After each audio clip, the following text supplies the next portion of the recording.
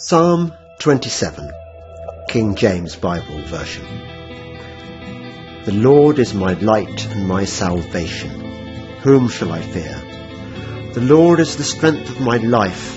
Of whom shall I be afraid? When the wicked, even mine enemies and my foes, came upon me to eat up my flesh, they stumbled and fell. Though an host should encamp against me, my heart shall not fear. Though war should rise against me, in this will I be confident. One thing have I desired of the Lord, that will I seek after, that I may dwell in the house of the Lord all the days of my life, to behold the beauty of the Lord, and to inquire in his temple. For in the time of trouble he shall hide me in his pavilion. In the secret tabernacle shall he hide me. He shall set me up upon a rock. And now shall mine head be lifted up above mine enemies round about. Therefore will I offer in his tabernacle sacrifices of joy. I will sing, yea, I will sing praises unto the Lord. Hear, O Lord, when I cry with my voice. Have mercy also on me, and answer me. When thou saidst, seek ye my face, my heart said unto thee, thy face, Lord, will I seek. Hide not thy face far from me. Put not thy servant away in anger. Thou hast been my help. Leave me not, neither forsake me, O God of my salvation. When my father and my mother forsake me, then the Lord will take me up. Teach me thy way, O Lord, and lead me in a plain path because of mine enemies. Deliver me not over unto the will of mine enemies, for false witnesses are risen up against me, and such as breathe out cruelty.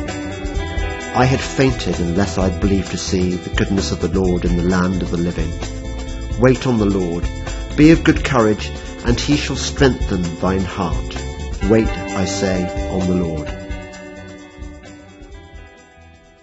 Welcome to the Psalms with me, James Delingpole. And I know I always say I'm excited about my special Psalms guest, but I really am. Welcome to the Psalms, Graham Shearer. Graham, we've almost never met. We did a sound test, and that was it. And I don't like to do too much research on my guests. I want to find out in conversation who they are and where they're coming from. You've gamely agreed to talk about Psalm 27, which is, I think you'll agree, one of the classics. I think it was the second psalm I learned, I think, after Psalm 23. I mean, I think it's a key part of one's repertoire if one's going to learn the Psalms. But tell me about yourself first. I recently finished a PhD in theology, and I'm now very, very blessed, very fortunate to be lecturing in theology, and literally in the last few days. Before, I'm from London, but I live in Belfast in Northern Ireland, and married with 3 children. My first degree was in history, about nearly 20 years ago now. So have that kind of background, modern politics. But does that mean that you came to Christianity later in life? No, I was brought up in a Christian home. I would have said I became a Christian at about the age of 14. I basically had I'd never read the Gospels for myself as a kind of just as a text, as a story. I knew all the stories. I knew the Good Samaritan and David and Goliath, but never had kind of read it consecutively. And one night just literally didn't have anything to read, and so picked out the Bible that I had to have for RE at school and started reading Matthew's Gospel, and all the stuff that I'd imbibed every week at church just suddenly kind of came alive and clicked into place. And I suppose really realized that it was about forgiveness rather than just exhorting me to be a better person and live a better life, which I knew I couldn't do. I was suddenly realized, oh, hang on a second, no, God's taken that into account and has offered me Jesus to deal with. Yeah, although I would say that the forgiveness part is about the hardest part of being a Christian. Forgiving other people. Yeah. Yes, absolutely. And realizing that you can only do that because you have to realize how much you've been forgiven in order to bring yourself to do that. Yeah. Yeah. So the Psalms, you're presumably familiar with the Psalter. Yeah, I would actually say it's been interesting over the last few years, like literally the last sort of 2 or 3 years since kind of the whole world went crazy. I've found that the Psalms have been much more of a part of my kind of devotional life, as it were. That sort of, I think that the kind of raw existential quality that they have about them, that you whereas you can read a story in about King David, or you can about Jesus or the Apostle Paul, but the Psalms really bring you have to think, well, actually, do I want to say this? Do I believe this? I mean, Psalm 27 being an example, it starts with this kind of big affirmation of fearlessness, and you think, oh, hang on a second, I often feel afraid, and I'm often quite fearful. So it challenges your sort of soul in a more direct way, I think, sometimes than other parts of the scriptures. It's interesting you say that. I think that in my experience, I'm not an expert, but in my experience, the Psalms are they're like a mantra, a form of affirmation. So if you repeat every day, as I do, the Lord is my light and my salvation, whom shall I fear? The Lord is the strength of my life, of whom shall I be afraid? It sort of imprints in you this, reinforces the sense that God is there for you and he is protecting you. And I think the more you say it, the more you feel it. So the Psalms become part of your life. I mentioned before we started that Psalm 27 is the motto of my university, Dominus Illuminatio Mea. So when I was at university, it didn't even occur to me that it was even a psalm. I just thought it was some Latin quote. I don't know whether there's anything sinister in that word Illuminati. Oh, I know it means just God is my light. God illuminates me. But yeah, there's one other thing I wanted to mention. I don't know whether you saw it. I hope you didn't. There was a series on Netflix called Midnight Mass. Did you see it? No. So it started off very interesting in that it's about a priest who comes to this parish, a remote parish on an island, I think probably somewhere on the east coast of America. And he revives the dwindling faith of this sort of fishing community. And miracles start happening. And there is a key scene where it's an extended church service, and you go through Psalm 27. He quotes quite a lot of it. And I was thinking, this is great. This is showing the power of Christianity, that it's not just a kind of touchy-feely kumbaya thing, which is one of the things I loathe about what's happened to Christianity, the way it's been sort of turned into this weak as milk thing. People are very good about sort of, it's what somebody described as Jesus is my girlfriend kind of Christianity. And what this series did, or seemed to do, was to be showing that Christianity is much more than that. This supernatural stuff, which has been pretty much written out of Christianity in the last 100 years, is the essence of it. It is powerful. Anyway, it loses its way because it turns out that it turns out that that what the priest thinks is an angel that has come that he's released from a cave in the Middle East is actually a vampire, and then it turns into a bog standard. Spoiler alert! Sorry, I've now ruined it, but. Yeah. But there is that light. So I'll let you speak in a moment. There is that that line in the psalm, which I love, and at the same time freaks me out. Where they came upon me to eat up my flesh. It's what I call the zombie apocalypse moment in the in the Yes, psalm. you texted me that verse when I suggested Psalm 27. You texted me that verse, and the more modern translation that I am used to doesn't have that uh, idiom. It says something like "to devour me" or something like that, but it is in the original, and it's actually I actually think it sheds a lot of light on how the psalmist should be understood, or at least one perspective on what it should be understood. But maybe we could come back to that at the end because I think it's probably Yes, best dealt with once we've kind of worked through it all. But I give the floor to you, Graham. You take me through it. right, well, so uh, you know, obviously there are all sorts of any text in Scripture is, I mean, any text. You're obviously your background is English literature. You know, has a kind of a plenitude of meaning. You know, we could look at it from all sorts of different angles. So this is just kind of how how I've worked through it. And it starts with Psalm 27 starts with this bold kind of affirmation of fearlessness. You know, the Lord is my light and my salvation. Whom shall I fear? And then verses 2 and 3, you have these kind of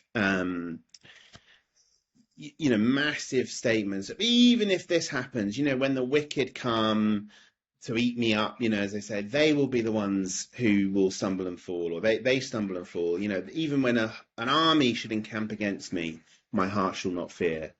And you sort of think, oh, right, okay, David sounds, a bit kind of a bit Glib. complacent, a bit glib. Yeah, I think someone, certainly given our context that you were saying about how the way Christianity has been sort of presented, might sort of think, oh, this is the sort of, these are the words of the comfortable, and the complacent. And I think it's first of all, it's important to remember David is a man who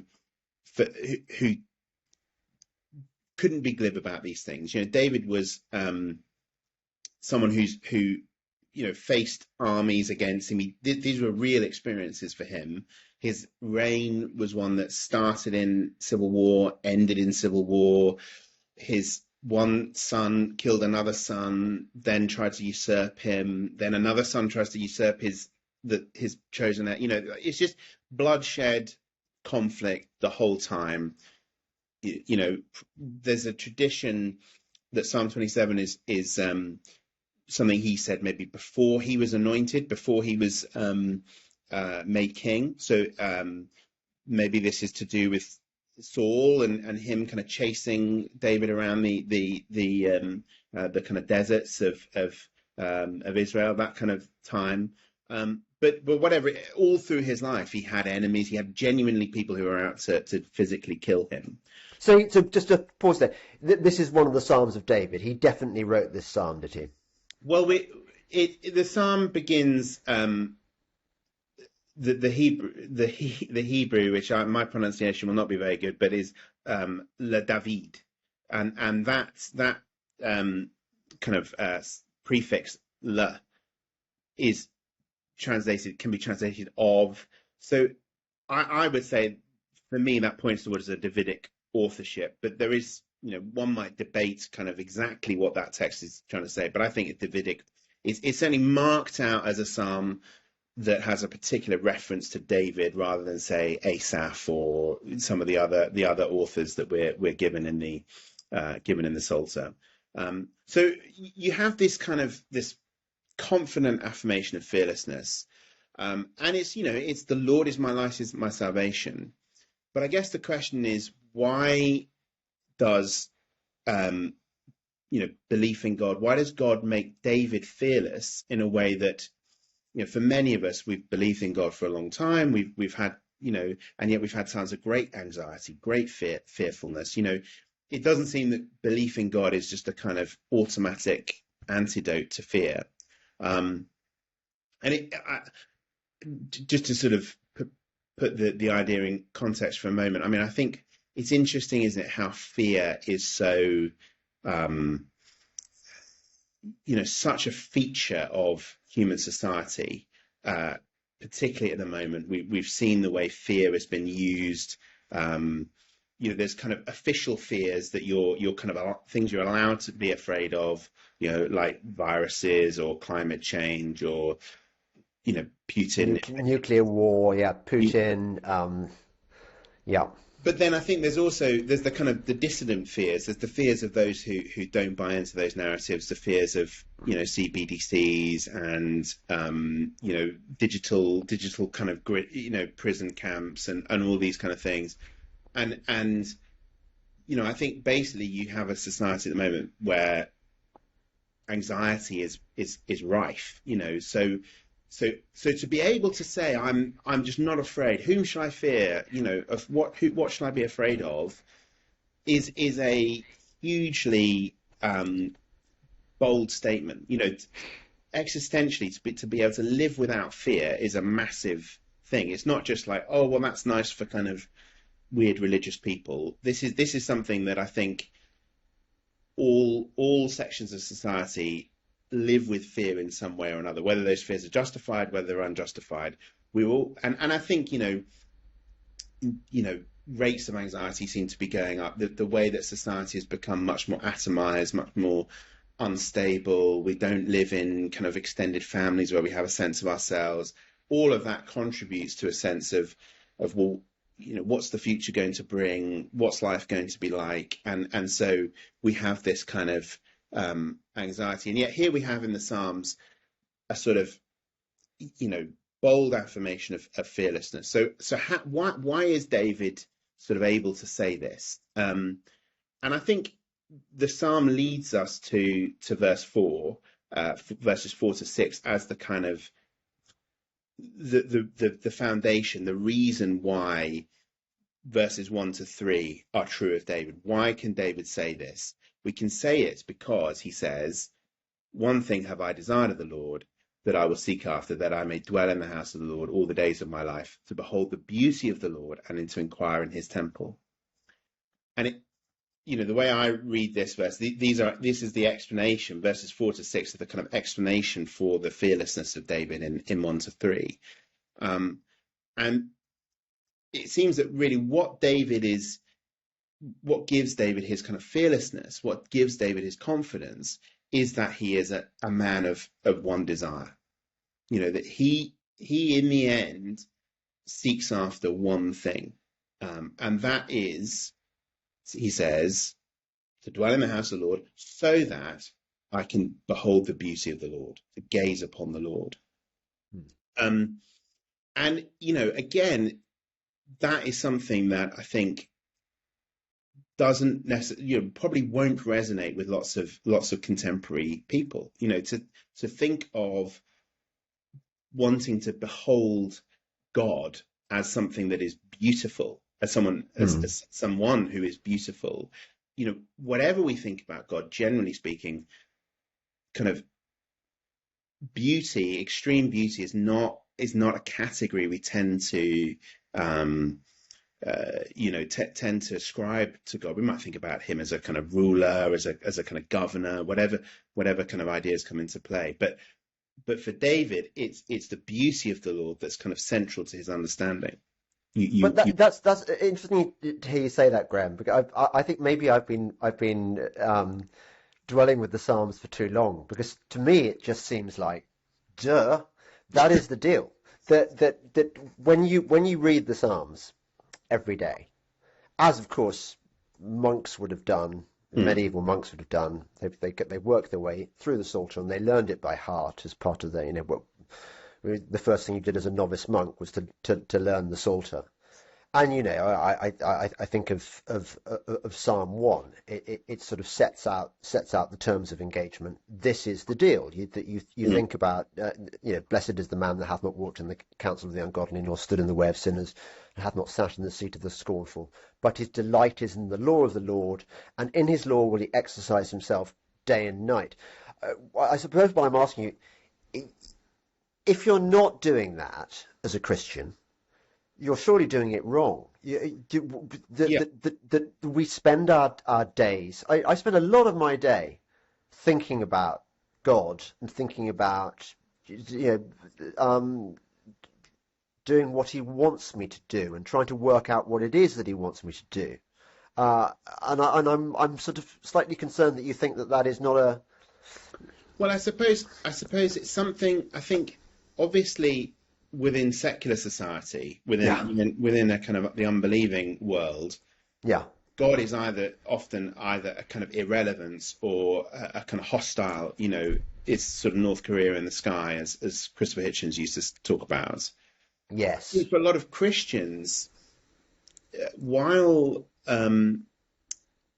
ultimately, they want to be with God, and they love God for what He's done.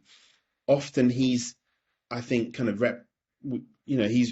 we represent God to ourselves as someone who is kind of, a sort of maybe a sort of strict disciplinarian, just kind of always yeah. kind of a moral kind of personal trainer, or or we sort of we focus on what God has done for us, Mm. which obviously, given us Jesus, saved us from our sins and so on, given us eternal life. But God in Himself, you know, God just sort of in His being, Mm. maybe we don't think about so much. I think certainly from my background, sort of from an evangelical background, that's often, it's sort of what has God done, and then what do we need to do, kind of in response to that. And the the reflection on God's eternal identity and eternal being is Yeah. something that's less instinctive now.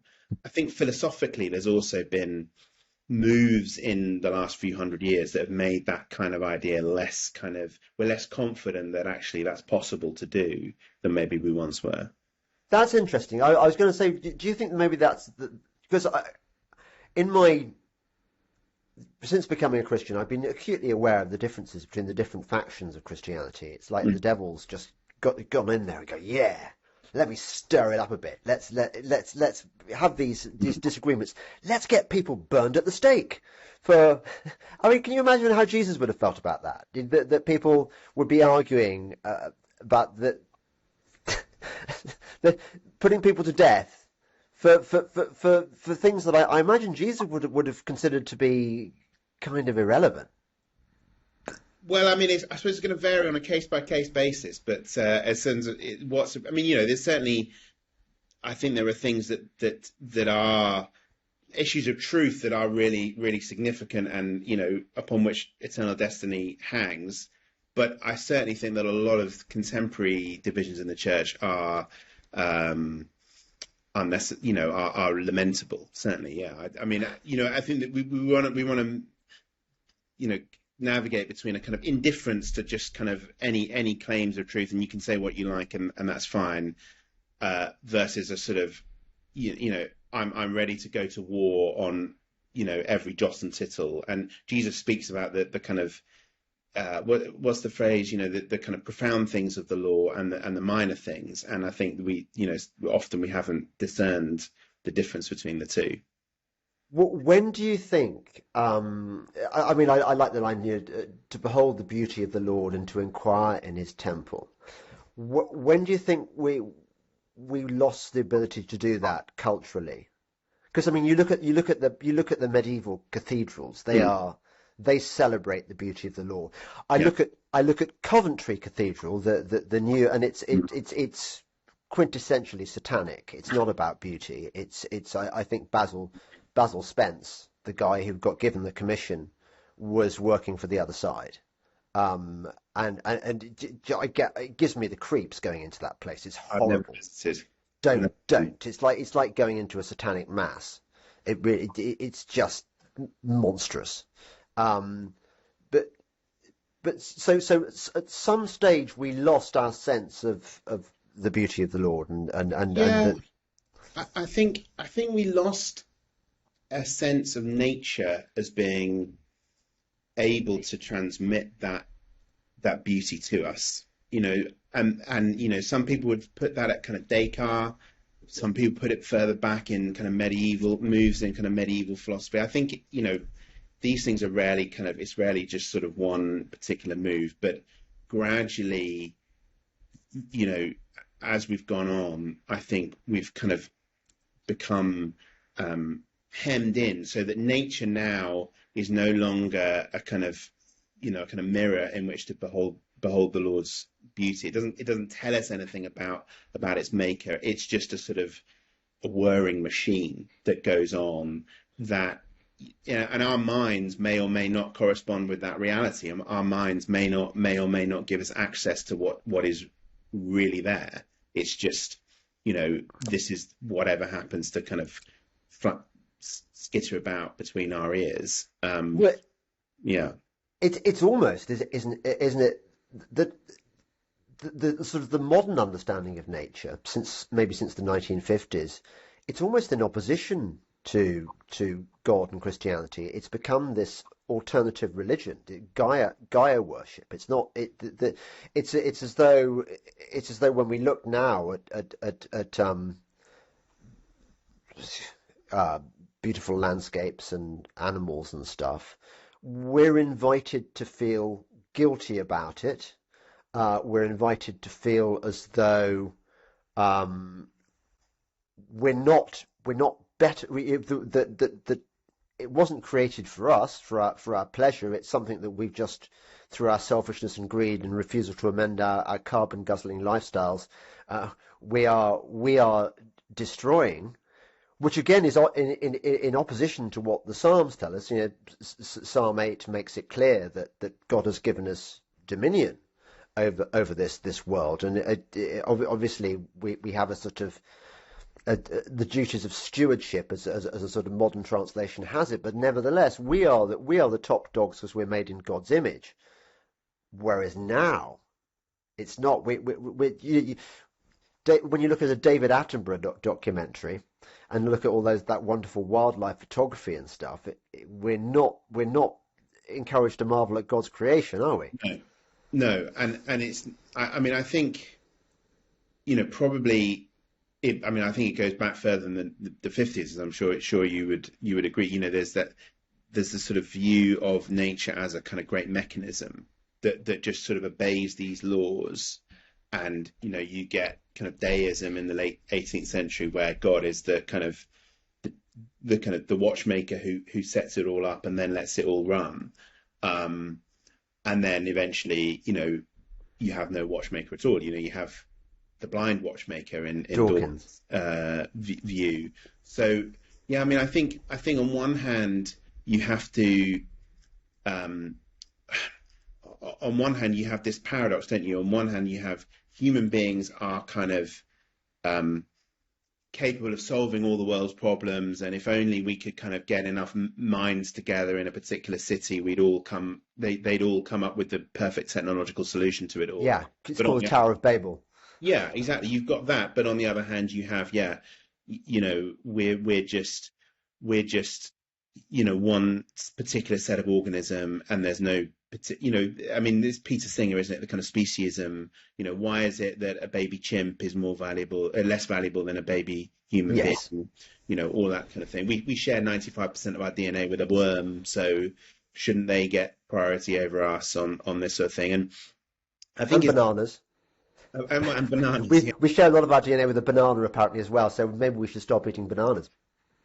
And it's all, it's interesting. I suppose, beauty itself is kind of foreign to this, the notion of beauty itself, because, what is beauty? I mean, you may have a better definition than I do, but I would have said it's something that you appreciate for itself rather than for its utility.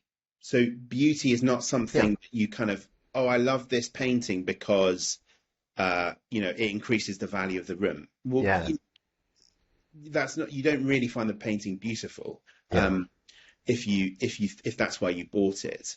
Beauty is something you're just drawn to for itself. And I think increasingly that kind of mechanized view of the world, everything is explained in terms of its utility. Why do everything is justified on utilitarian grounds. And of course, and that kind of technocratic managerial way of looking at the world, it's all a metric. So nothing can justify itself simply for itself. I just do this for its own sake. And so, of course, then we don't have a vision of eternal, ultimate, infinite beauty. But we're all, we all have that longing somewhere for beauty somewhere. We live in this world of means. Everything's a means to an end. I'm studying not for the sake of knowledge and truth, but because it'll get me a better job. And I do the job because it'll get me a better house. And I live in the house because, well, it's a good investment, and I can and we never are able to articulate, well, what is the end of it all? What's the purpose of it all? And I think it's because really modern contemporary life, or however we've got here, we just can't answer that question. We just don't have an end. We don't have a purpose for what we're doing. And you see it in politics, you see it in culture. Why do human beings exist? What are we for? What is the thing we should be seeking after? I just think, I think secular society has kind of given up asking that question even. Yeah. Because because as soon as you ask that question, so much of what we kind of, how we operate is revealed to be futile, is revealed to be meaningless. And the kind of infinite technocratic kind of managerialness, why is it there? What purpose does it serve? Yeah. No, thank you for encouraging me to dwell on that line, to behold the beauty of the Lord and inquire in his temple. You're absolutely right. It's I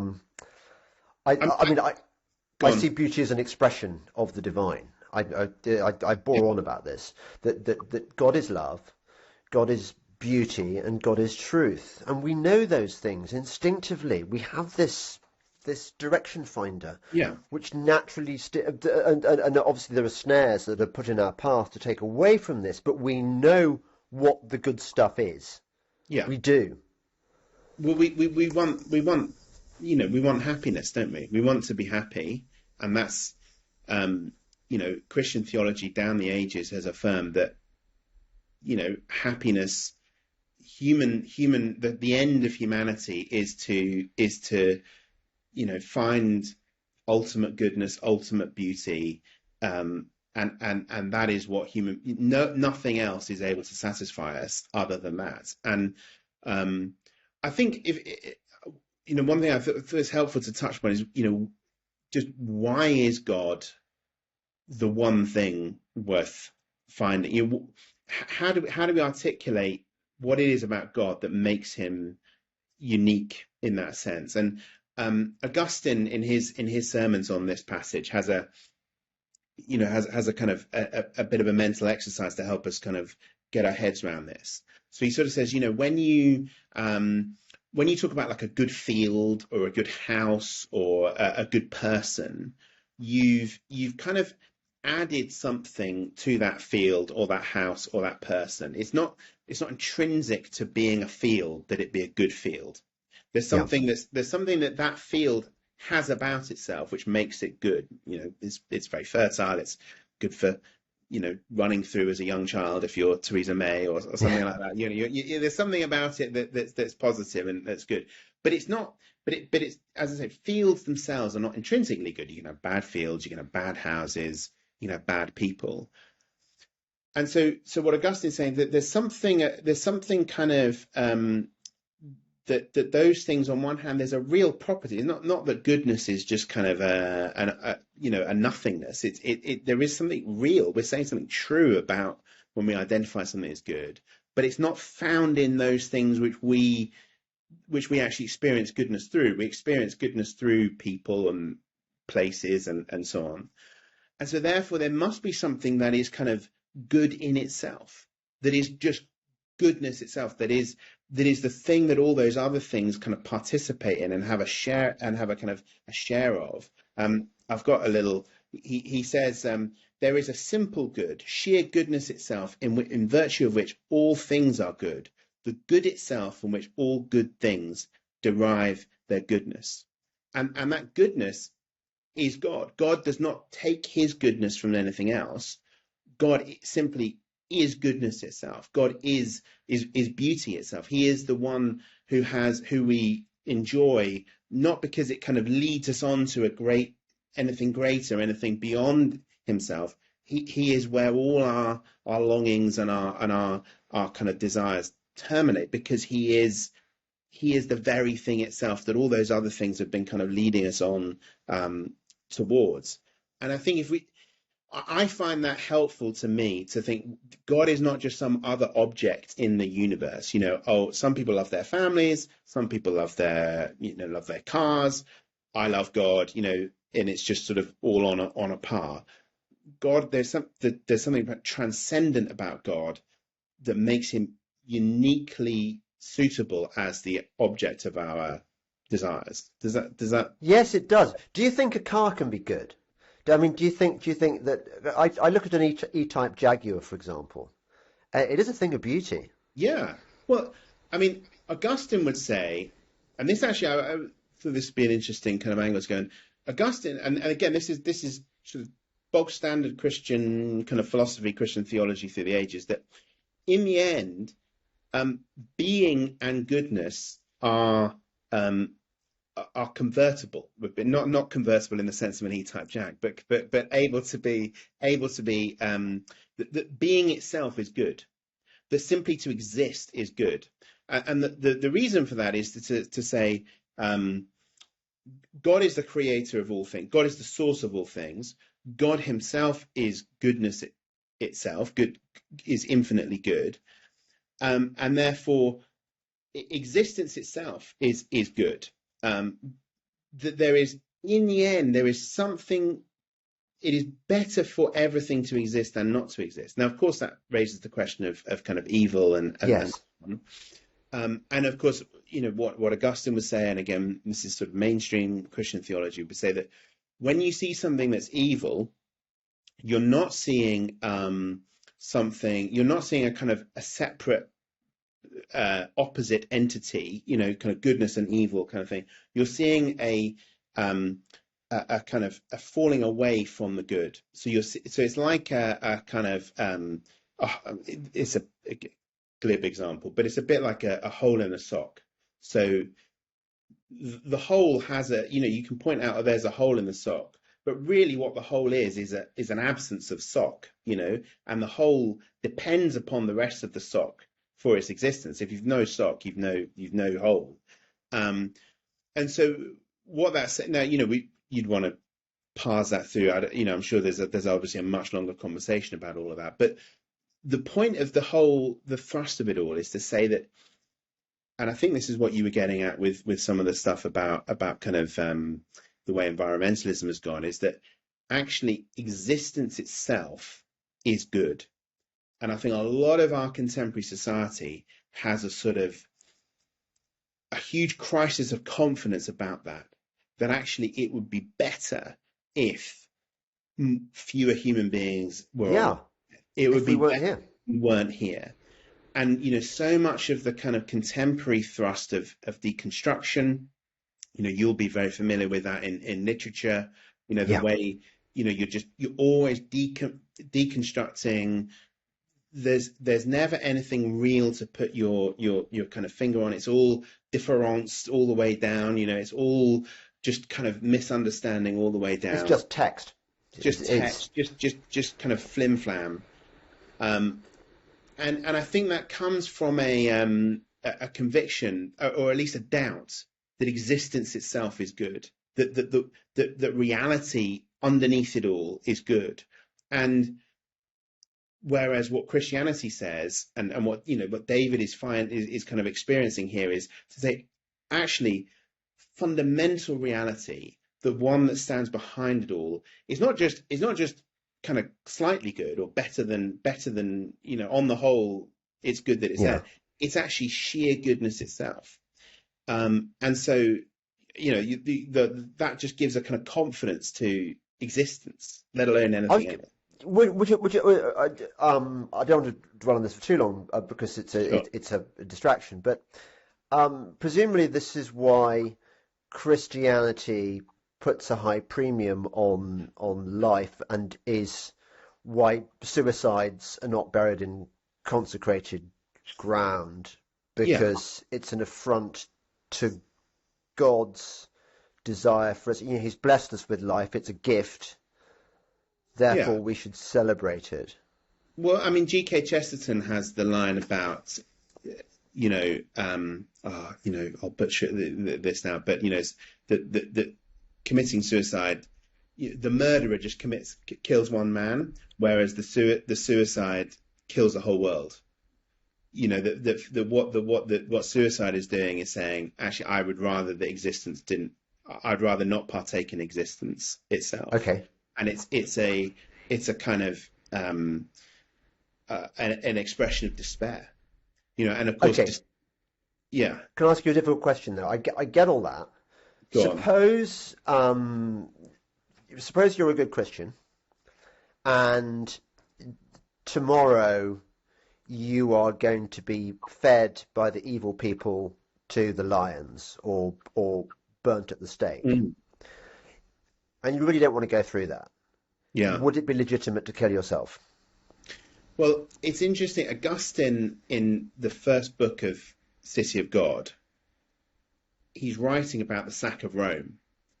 And in the sack of Rome, a lot of Christians had all sorts of terrible things done to them, particularly, women were violated by the tribesmen that came into Rome. And he has a long sort of discussion on why suicide is not a good option.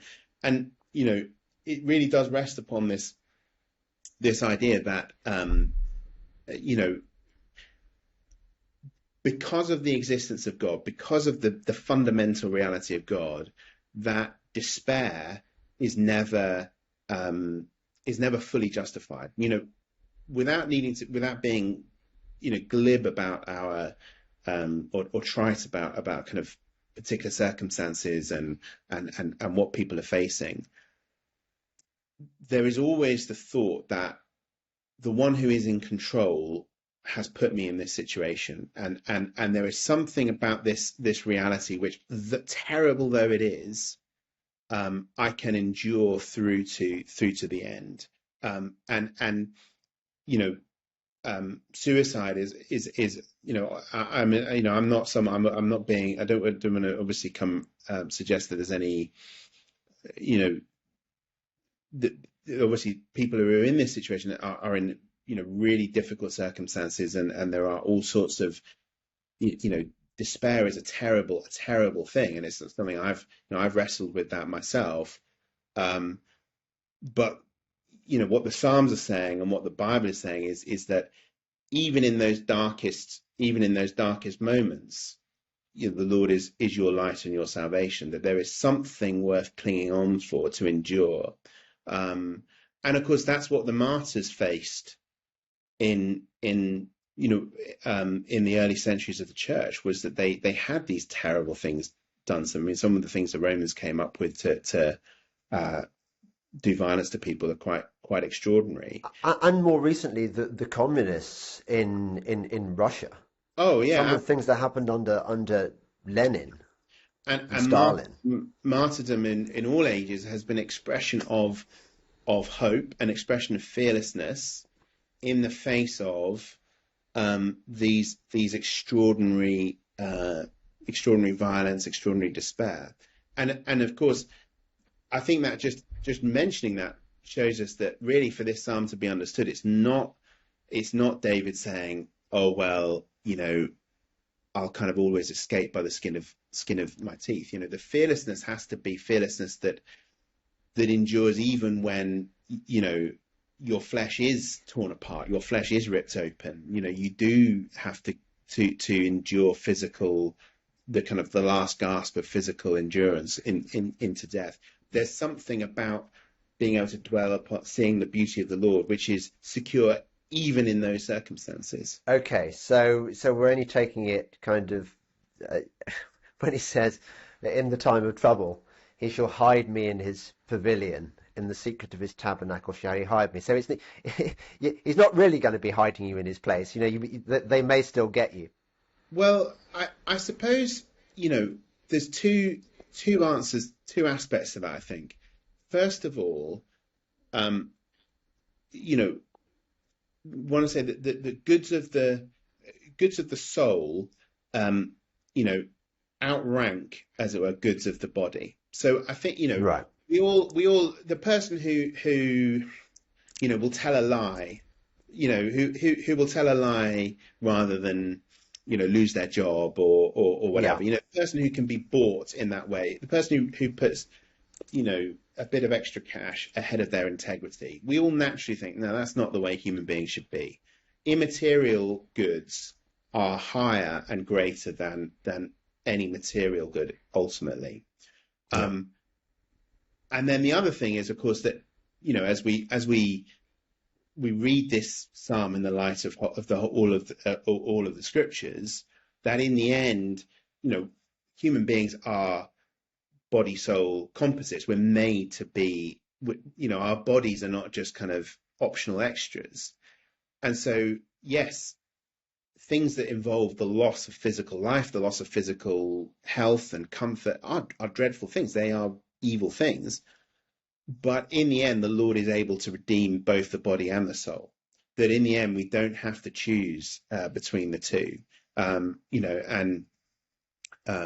That's, Jesus says, what does it profit a man if he gains the whole world, but he forfeits his soul? Yeah. The reason for that is not because, oh, well, your body doesn't matter, who cares kind of thing. It's because Jesus can give you back your body. Jesus can give your soul, will reunite your soul and your body in the resurrection, in the world to come. But if you seek to preserve your body at the kind of expense of your soul, you forfeit your soul, you rank those physical things higher than those immaterial things, then in the end you lose both. You lose both your soul and your physical health as well, your physical life as well. So the psalm starts off very bullishly, but as so often in the psalms, there is a sudden change of tone. I mean, we get to the bit where where he gets set up upon a rock but then just a little bit later in the psalm, he starts having his doubts, doesn't he? His sense of. Yeah, I think that's a really interesting transition. So he, he's basically saying, look, these armies can do what they like to me. I behold the Lord. The Lord is what I seek after. If I have him, these armies can't take him away from me. So that's, I'm safe and secure. And we all know that if your treasure is something that's kind of, Jesus talks about this, that moth and rust destroy, and thieves break in and steal. You're always living in fear. So he sets that up. But then in verse 7, you get this shift, and the psalm shifts from kind of the third person, the Lord's going to do this and the Lord's going to do that, to the second person. He starts addressing the Lord directly. And I think basically what happens is he realizes, okay, the place of safety is the place of beauty. Well, hang on a second. I might not, might not deserve to go there. I might get shut out of that. I can't take it for granted that the Lord will kind of let me in. That his fear shifts from the external, the external armies, the enemies, and so on, to well, hang on a second. What does the Lord, this infinitely beautiful Lord, what does he think about me? What does he think? It becomes his fear becomes the fear of his soul in relation to a holy God, in relation to a beautiful God. And so you have these, these these kind of petitions, be gracious to me and answer me. Don't don't hide your face from me. Don't forsake me. And that shifts to the kind of the priority of his concern is to say, well, actually, I need my relationship with the Lord to be to be strong rather than what these enemies might do to me. Yes. Leave me not, neither forsake me, O God of my salvation. It's a complete change of tone. He started off really confident. Yeah, this is the deal, and it's going to be great. And then suddenly it's like, well, hang on. Uh, I'm I'm feeling a bit shaky here. Mm. And I Hide mean, not their face far from me. Put not their servant away in anger. yeah, He's sort of pleading. yeah, exactly. And I think, certainly we're being taught here that when you realize that God is this infinite beauty, infinite being, infinite goodness, Mm. you can't just kind of stride in and sort of say, oh well, I'm glad I finally found someone I can get on with. Sorted. Result. My I'm way. bulletproof. And I think verse 10, is really where this kind of reaches its kind of psychological kind of depth, where you have, where when my father and mother forsake me, then the Lord will take me up.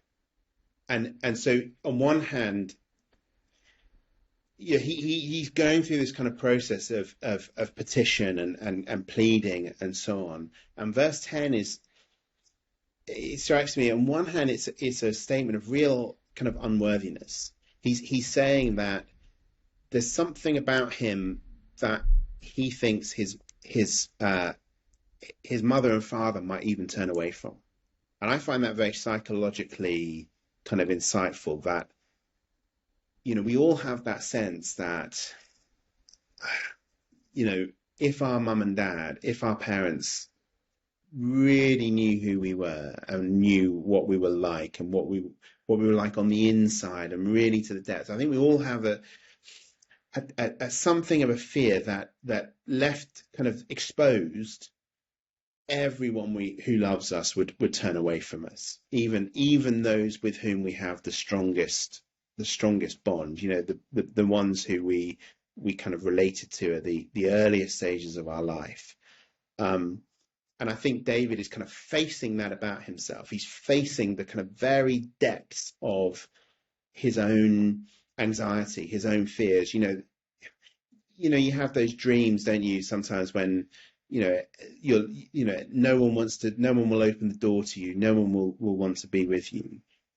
And it's in that moment, in that kind of depth, that he affirms, the Lord will take me up. The Lord will take me.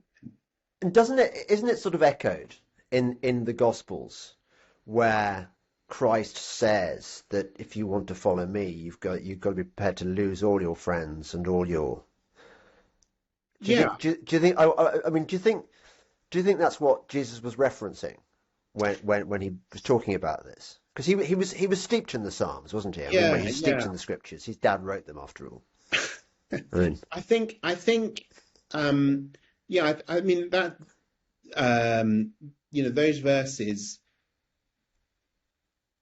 I think that there is. That there's the question of where do we find our kind of ultimate security?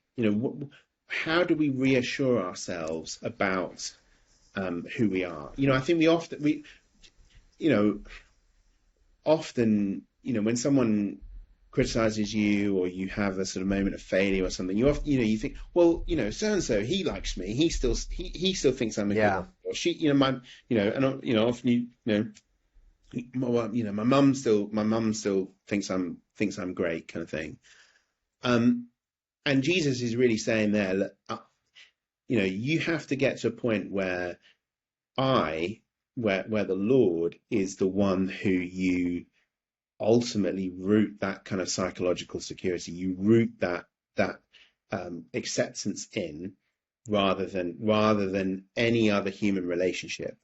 And so when those two come into conflict, which sometimes I'm blessed in the sense my parents are Christians, but there are people who come from backgrounds where following Jesus does mean turning away from family, turning away from parents, which can be incredibly kind of painful. But Jesus says that, fearlessness ultimately can only flow from rooting your acceptance, rooting your psychological acceptance in me and who I am and my acceptance.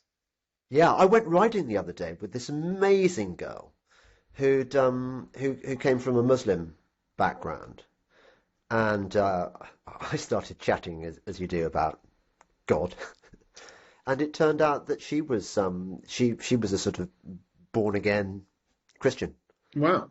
and she said that her parents hadn't been particularly enthusiastic about this, Well, but yeah, yeah. yeah, I can imagine. I so mean, and in some contexts, that lacking enthusiasm would be putting it mildly. And you know, but I think what's extraordinary about verse 10 is that on one hand you have the fear of parental rejection, which I think mm, is kind of, for many of us is the sort of ultimate fear. That something you do something, you reveal to have thought something, and your own parents are just like, I have no son, I have no child, you're dead to me. And yet, kind of in the face of that fear, you have this affirmation: the Lord will take me up. The one who is infinite beauty, the one who is the source of all things, he is the one who will accept me. He is the one who. The verb is it's like to kind of gather. I think it has the imagery of taking up in your arms. Like I have a 6-year-old. I kind of I love to kind of wrap my arms around him. That's what the Lord will do for us. That the place where ultimate beauty is to be found is also the place where the door is always open. The acceptance is always there. That's what real yes, fearlessness flows out from. I was thinking about what you were saying then, because like you, I'm blessed in my parents. They kind of were pretty rock solid. It seems to me, and it seems to me that what we've all gone through these last 3 years, especially those of us who are awake, we've been sort of let down. Some people have been let down by their husbands or wives. Some people have been let down by their parents. Some people have been let down by their friends. And I was thinking, although I've been lucky in some areas, there are definitely people that I would have imagined would have been rock solid. Hmm. That I would absolutely, well, they still, to use your phrase, well, so and so still likes me, so and so. Quite a lot of people that I really, really trusted to be my stand-up guys. What Jews would call a mensch, have just quit the field. They've abandoned the foxhole next to me, and they've scarpered. They've scarpered to the rear, and it's been quite dispiriting. Mm. I mean, to quote Psalm 118, it is better to trust in how does it go? It is better to trust in the Lord than put any confidence in man. It is Yeah. better to trust in the Lord than put any confidence in princes. That everyone's going to let you down. Well, not everyone. We've each found our exceptions, and thank Mm. God for that. But you're right that it does speak to a truth that God's he's the only really reliable one. Yeah, and it's why if you live in fear, or rather, if you live kind of if your sort of ultimate self-acceptance is built on the acceptance of another human being, even your mother and father, Mm. you will always live in fear because you will always have that thought of, well, but what if my mum and what if I end up doing something that they can't accept? I mean, I recently reread 1984, and Orwell has it's Winston and it's Julia, isn't it, the girl in 1984? In the end, they betray each other. The Orwell kind of presents, Winston is in room 101, and the spoiler alert, by the way, the rats are going to go on his face, and he says, no, do it to her, do it to her, do it to her. He wants her to suffer rather than him. And it's the last betrayal, and it's the last kind of sign that O'Brien has and Big Brother have won. And Orwell, I think there's lots of issues with Orwell's presentation. He understands the fallibility of the human soul, and as you say, anyone can let you down. There's nobody who can say, I will never let you down in any circumstances, whatever, unconditionally, because no one is the author of their own circumstances. No one can control, has ultimate control over things. Whereas the Lord can do that. The Lord can say, I will accept you. I will receive you no matter what. Even when your mother and father forsake you, I will gather you in. He can say that because no force, no torture, no O'Brien, no Big Brother can manipulate him, can control him, can have power over him. We could go off on a whole sheep farm digression about Orwell. I don't think he was as he has been sold to us. And I think that the message of that book is essentially a nihilistic one. It's predictive programming. It's designed to prepare us for where we are now, and not in a good way. It's designed to ramp up despair. It's definitely nihilistic. I mean, he has no hope in it whatsoever. I mean, I think comparing 1984 to Lewis's book, That Hideous Strength, which obviously written in the same decade, for all of Lewis's kind of the eccentricities of Lewis's kind of decisions about the plot and everything, what is unique about Lewis's book is that there's some sort of positive force that, there's a goodness that Lewis kind of represents in contradistinction to the dystopian kind of picture of nice and the kind of demonically inspired bureaucrats and so on. Lewis has a sense that actually ultimately it is the angelic forces from the deep heavens that are the ones that win the victory. And of course that's exactly what Psalm 27 is talking about, is that in the end goodness and beauty are going to be victorious, even over our own sense of unworthiness, even over our own, well, not even our own sense of unworthiness, even over our unworthiness itself, even over the truth about ourselves, which is that left to ourselves, we would deserve to be put away in anger. We would deserve to be forsaken even by our closest intimates.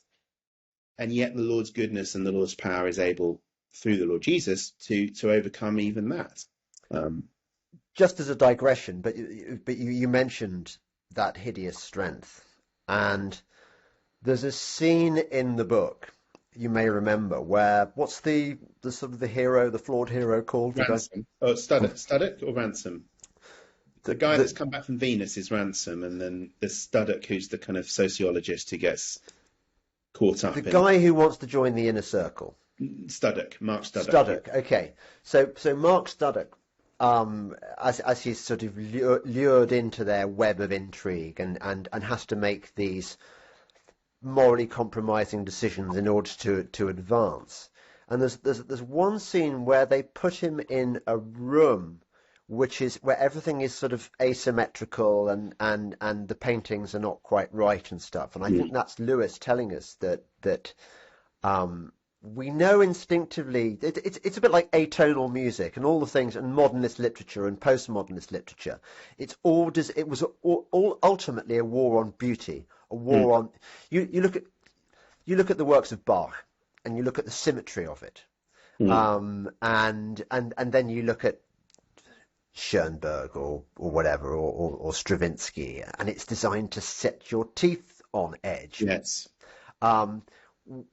We like symmetry. We like the golden mean. We like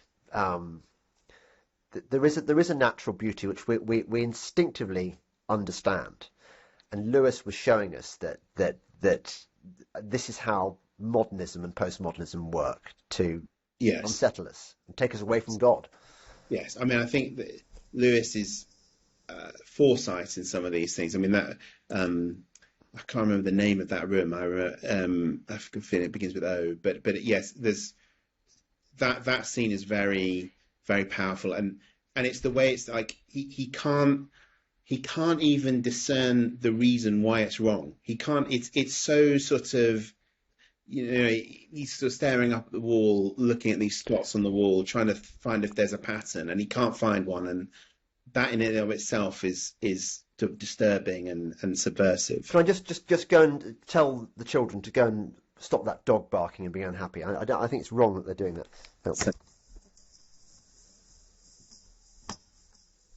Ivo or Poppy.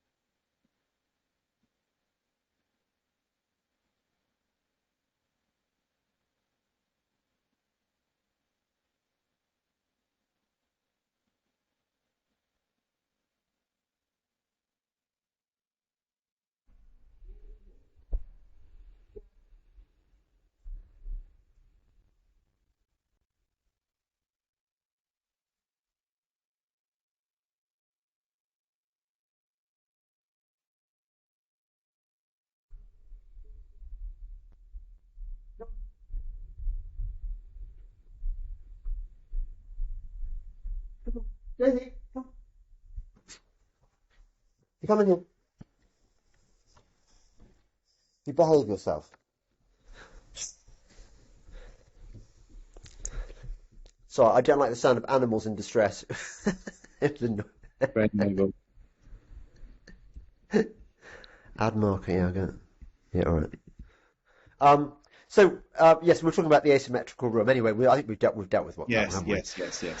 yes. Although it is Lewis's view. I think at that point in the novel, Studdock has kind of begun to realise, that something's up, and he talks about how it's the notion of the good and the straight which kind of gets him through that room. That it's his belief there is, goodness is not just a kind of a mirage. It's not just a sort of sentimental attachment to arbitrary things. There is a real goodness out there, which is different to all of this kind of weird off kilter kind of stuff. And I think we're seeing in a society like a loss of that conviction, which is why nihilism seems so attractive. Yeah. Okay, so where are we in the psalm? We've got to, when my father and mother forsake me, then the Lord will take me up. Teach me thy way, O Lord, and lead me in a plain path because of mine enemies. So that presumably means what? I think verses sort of 11 to 14, you sort of you have the coming together of the two sort of moves of the psalm. So on one hand, the safety in the temple, the safety in the place of beauty, and then the kind of the wrestling over, well, hang on, will I be accepted? And after verse 10, and he affirms the Lord acceptance. He goes. It's interesting. It's very similar to verses 1 to 3, but it's now in the second person. It's not just I'm not afraid. I'm safe. Whatever happens, it's Lord. Keep me in a safe place. Teach me your way. Lead me in a plain path. Deliver me not unto. So the fearlessness is not just a kind of automatic kind of thing. It's something that comes from the hand of the Lord as we're asked as David relates to the Lord as the one who accepts him, as the one who receives him. And he says in verse 13, well, I think the King James says, "I had fainted unless I had believed to see the goodness of the Lord in the land of the living." Yeah. It's the vision of verse 4, the beauty of the Lord, which is what sustains him in this path that he has to go down, this fearful path of enemies and so on. And so he then exhorts then in verse 14 he seems to turn to those around him and says, wait on the Lord, be of good courage, wait of the Lord.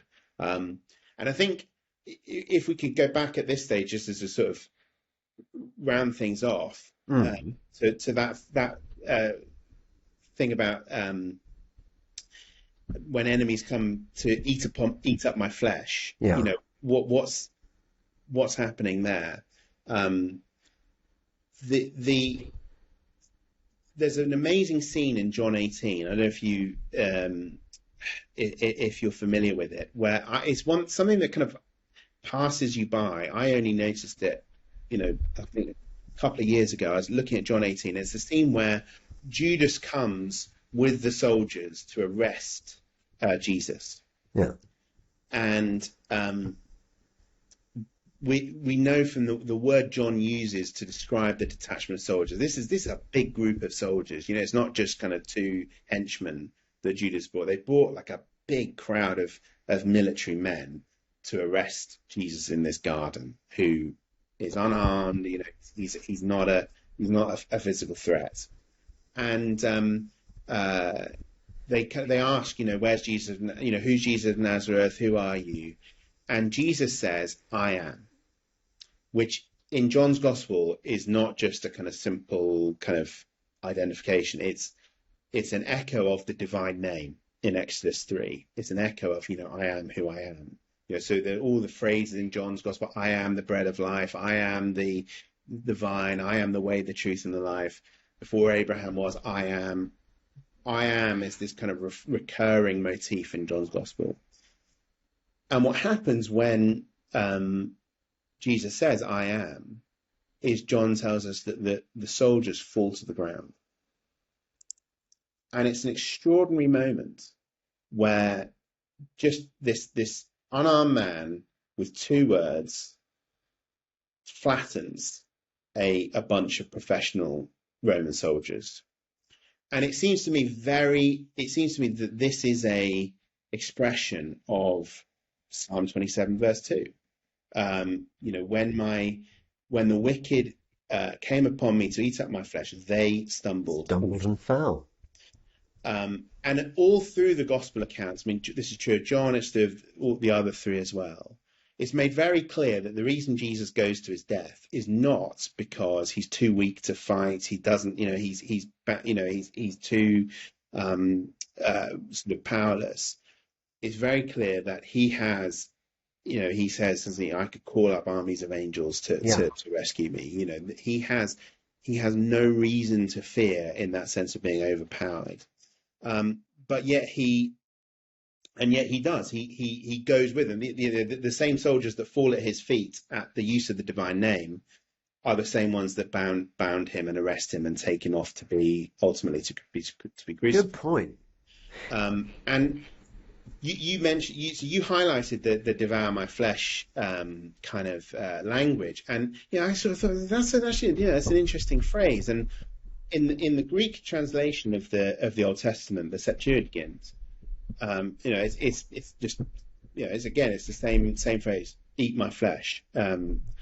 And I was like, where else do you get that phrase? And there's a few other places. There's talk in Revelation at the end of time when the wicked's flesh are those that eaten and so on. But probably, if you had to say where does the Bible talk about eating someone's flesh? You think about John 6. And John 6 is this long discourse after Jesus fed the 5,000. He's provided bread to the 5,000. And he has this this phrase. I'll just let me turn it up so to make sure I get it right, because I think it's significant. He says, very truly I tell you, unless you eat the flesh of the Son of Man and drink his blood, you have no life in you. And so Jesus, there's all sorts of debates exactly how that relates to, say, the Lord's Supper and so on. But it's interesting when it's talking about the Lord's Supper in the Last Supper, Jesus talks about his body. Yeah. Whereas in John 6, he talks about flesh. It's this different word. It's sarkos. It seems to me that there's something going on here that, why is it that we are able to be so fearless? Why is it that we who really don't deserve to be accepted are able to have such confidence that we will be accepted and received into this place of infinite beauty and magnificence? Well, it's because the one who really had no reason to fear gave his flesh up to be consumed. He gave up his flesh so that we could receive him into ourselves, that we could consume him and therefore not have to be consumed ourselves. He gave himself up for us so that we would never have to, we would never be forsaken. He was broken so that we didn't need to be broken. And therefore we can say, even when my mother and father forsake me, I will be received, because Jesus decided at that moment in the garden and all through the process that he would go into that place of fear, go into that place of rejection in our place, so that we would never have to. And it's because of that we can sing Psalm 27. We can say all these things without that dreadful kind of thought of, well, who are you to be saying this? Who are you to be so confident? Who are you to think that you can just stride into the presence of the Lord? Well, I can, because I've received the flesh of the Lord Jesus Christ. I've taken him into myself. I've united myself with him, so that his experience of death and destruction on the cross stands in for the one that I deserved, and therefore I don't need to fear it anymore. I now have a future of light and life, of beholding infinite beauty. Yes. You make me think that I ought to. I haven't taken communion recently. Maybe I need to do that. But do you think that another reason for this, eat my flesh thing, it's a kind of an inversion or a sort of a parallel good version of the evil that we are constantly being shown in the Old Testament? Whenever the children of Israel fall away from God, they're always putting their children in the fire. They're always sacrificing their children. It's clear that was what Isaac and Abraham was about. It was about the rejection of this child sacrifice and cannibalism. And anything in that, do you reckon? Yeah, I mean, I think Genesis 22 is, there's this. We all have a sense, that human life somehow is forfeit. When you look around the world, you sort of have this sense of, I mean, you do sort of think, the world. We were talking about it earlier. In some sense, the world would be a better place if we weren't here. All the bloodshed and the evil would be, there would be something. There is something that needs to be kind of cleansed about us. And I think Genesis 22 is saying, as you say, that's not going to happen through dreadful, child immolation or whatever. It's going to happen through, the real Son of God, the true Son of God, coming and offering himself in our place. And, he goes to the cross not as a victim. I think this is one of the misunderstandings we sometimes have about the cross, is that he goes to the cross not as a victim, but as a victorious general who's winning his battle. Because as he goes to the cross, he's disarming all the evil demonic forces who have this hold over us through our guilt and through our shame. And he's saying, I'm taking all that away from you. And the moment that the devil thinks that he has his man, he's I've got him, he's on the cross, is actually the moment of his cosmic defeat. And so, there's it's not that the pagan sacrifices took sin too seriously, took God too seriously. It's that they were not waiting on the Lord's sacrifice, and therefore subverting it in a kind of evil parody of what was going to one day come. And I think, sorry, got a phone call there. I think that's the cross is such a it would be, Christianity would be so much more palatable if it wasn't for the cross, because it is this, and you see this in John 6 when he says, eat my flesh, drink my blood. The crowds are like, what are you talking about? That's sick. That's disgusting. I don't want anything more to do with this guy. And to say, well, actually, you need a human being to die in your place. Oh, that's gross. And yet it does kind of echo with a sense of shame and guilt that we all do feel. And it is the way that God has provided that we can have this entrance, this acceptance. But it's not the sacrifice of an unwilling victim. That's the key thing. It's not the sacrifice of one who goes against his will, but the one who says, I'm going to do this. I've got the power to step out at any stage, but I'm going to do this for the sake of my people, for the sake of the ones that I love. And I'm going to receive my body back from the Lord, restored, renewed, resurrected. I'm putting my faith in my Father to do that for me. I was just thinking when you were talking about how Jesus made the Romans fall over, and there's so much, he chose ultimately. He only got crucified because he let them crucify him. He could easily have stopped it at any moment. He is quite sparing with his superpowers, isn't he? I mean, I'm thinking of the calming of the storm and walking on water. But I mean, he could have done a lot cooler stuff than that. Yeah, and that's because he's quite minimalist. The coolest thing he does is die in our place. Had the incarnation about just been a demonstration of power, he wouldn't have needed to become a human being. God could demonstrate his power, without becoming human. He needed to become human in order to suffer and die. He needed to become human in order to the bed. Place. Off. Dog. Bad dog. So the whole purpose of the incarnation is, yes, we need to know that this man is true God. We need to know this is God come in the flesh as our savior. But the purpose of the incarnation is not to kind of give a kind of pyrotechnic display of divine power.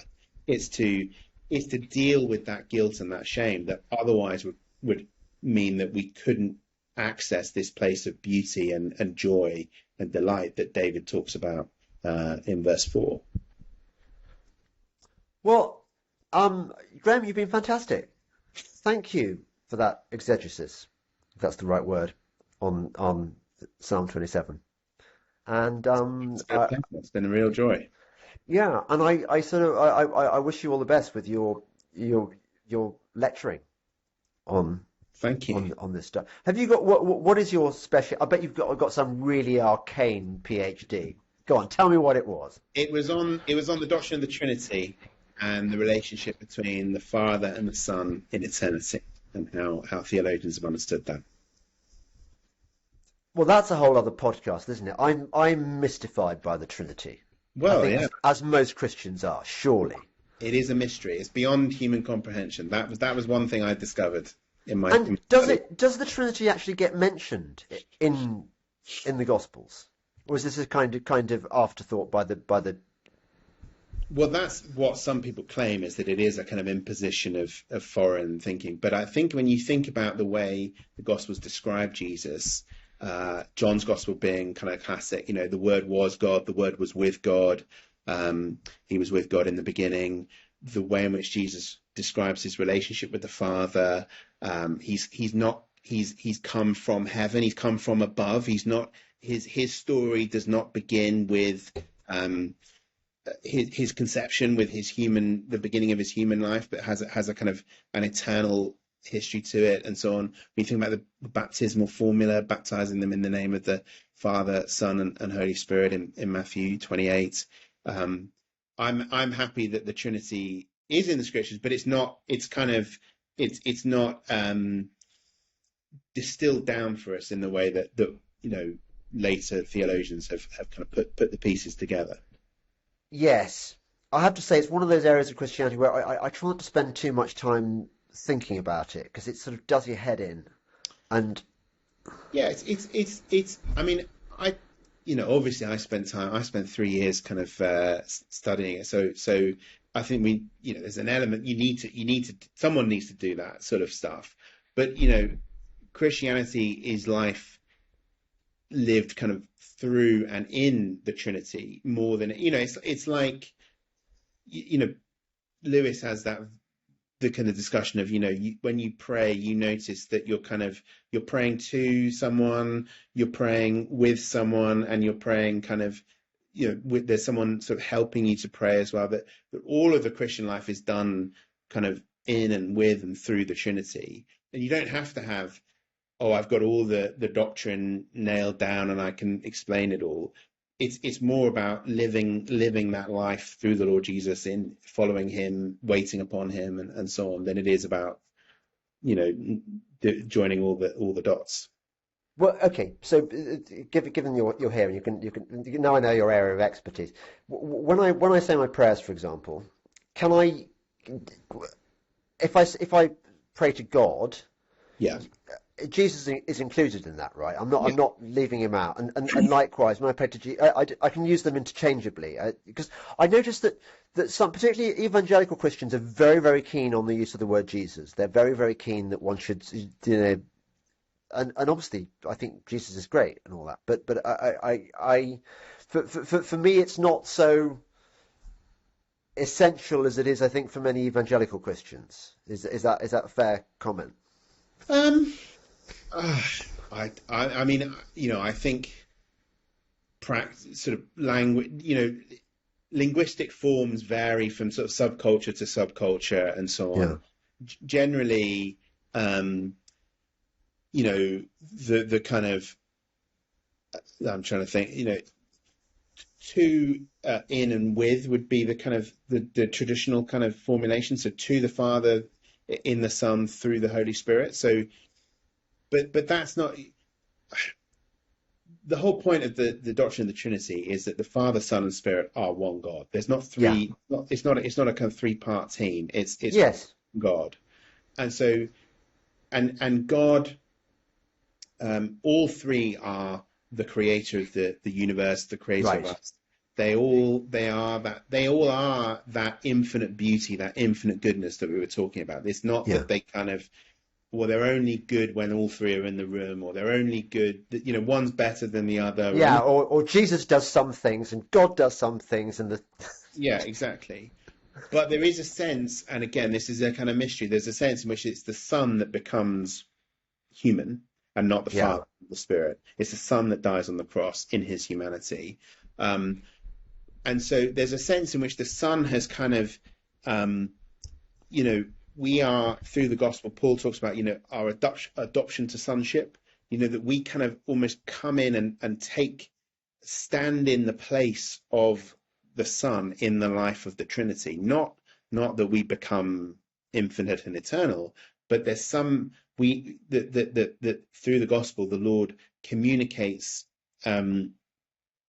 his sonship to us. His eternal sonship is communicated to us, so that we become kind of, again, Lewis talks about this in Mere Christianity, we become kind of little Christs. We become little sons, human finite sons, individually and corporately as the church. And so, and hence why I just relate this back to Psalm 27. Hence why you can say, even when my mother and father forsake me, the Lord will take me in, because now God is my heavenly Father. God is the one who is the infinite, perfect Father.